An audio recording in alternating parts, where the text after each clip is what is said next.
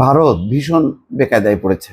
সম্প্রতি যে মার্কিন একটি সংস্থা রিপোর্ট যে ধর্মীয় সংখ্যালঘুদের উপর নির্যাতন, নিপীড়ন এবং মানবাধিকার লঙ্ঘনের দায়ে ভারতীয় যে গোয়েন্দা সংস্থা এর উপর নিষেধাজ্ঞা আরোপের সুপারিশ করেছে। এতে একেবারে আনুষ্ঠানিকভাবে তারা ক্ষোভ প্রকাশ করেছে। ভারতের পররাষ্ট্র মন্ত্রণালয়ের মুখপাত্র জয় সওয়াল তিনি এটি ক্ষুব্ধ প্রতিক্রিয়া না বলছেন যে যেই সংস্থাটি এই রিপোর্ট করেছে তার বিরুদ্ধে যাতে ব্যবস্থা নেয় মার্কিন যুক্তরাষ্ট্র। United states commission of international religious freedom বা ইউএসসিআইআরএফ, এটা হলো মার্কিন একটা সরকারি সংস্থা। তাদের বিরুদ্ধে শাস্তিমূলক ব্যবস্থা নেওয়ার জন্য দাবি জানাইছে ভারত।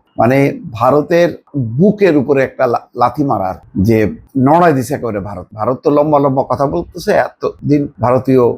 ভারত বাংলাদেশের সংখ্যালঘু নিয়ে ইন্টারন্যাশনালি এটা ফোকাস করার চেষ্টা করছে।